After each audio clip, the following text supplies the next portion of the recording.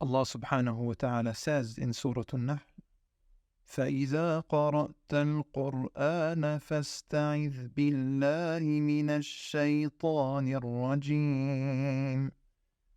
That when you recite the Qur'an, seek refuge with Allah from Satan the accursed. Seeking Allah's refuge from shaitan is termed Al-isti'adha, and Al-isti'adha can be recited in one of two ways, with the foremost being the more favorable option. Either أعوذ بالله من الشيطان الرجيم or أعوذ بالله السميع العليم من الشيطان الرجيم.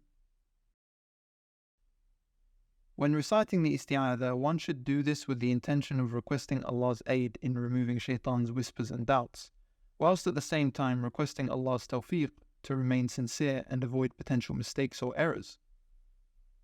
Al-isti'adha should be recited whenever a person intends to recite the Qur'an, regardless of the setting that they are in, or where in the Qur'an they choose to recite from, be it the beginning or the middle of a surah. And a person should recite al-isti'adha out loud if they are reciting with the presence of a listener, or if they are reciting in a group setting and they are the first in that group to recite.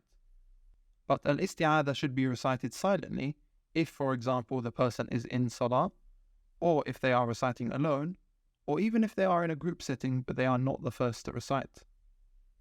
It's important to note that if an individual's recitation is cut short by something unrelated to his recitation, such as answering a phone call, or they are distracted from it, he or she should repeat the isti'adha once they intend to continue reciting.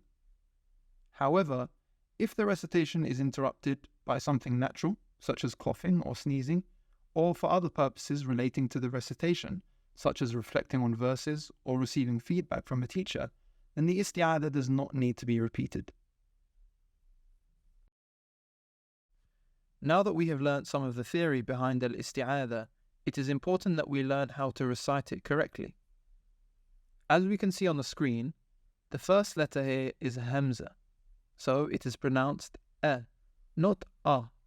Not the as in umbrella, but the as in anyway. A.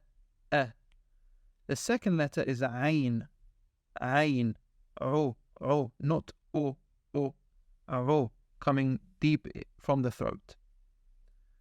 After the Ayn we have a Waw, so we must extend that sound, o. Then we have the letter Dal, and careful, this is Dal. It is not Dal, and it is not Zayn either. So, it is A'udhu, not A'udhu or A'udhu. A'udhu. A'udhu. Then we come to the Ba, which has a kasra on it. It is very important that we pronounce this kasra purely. It is not B, it's B. A'udhu billahi. And make sure to pronounce the shadda on the lam carefully. It's not billahi, it's billahi. Pause at it for a slight second. A'udhu billahi. Same thing with the kasra on the ha. He, not he. Same with the kasra on the meen. Me, not me. Me. This noon here is a light letter. So when we go from the noon to the sheen of shaitan, we keep it light. We do not say minash. We say minash. Minash.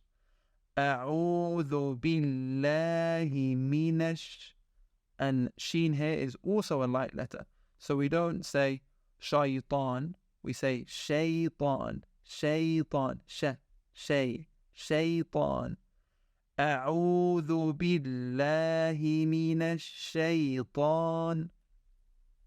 This noon here also has a kasra, so we need to be careful of the kasra once again. It is not ne, it is ni. Then we land on the ra with the shadda directly. A'udhu billahi minash shaitanir. Following the ra, we have the letter Jim. This is similar to the letter J in English, like the words jog or jug. It is not like the je in French. It is not ar-rajim, it is ar-rajim, j. أعوذ بالله من الشيطان الرجيم. Now that we have finished the pronunciation, listen to the video several times, go through it, practice once, twice, and several other times, and inshallah you should find an improvement in your recitation.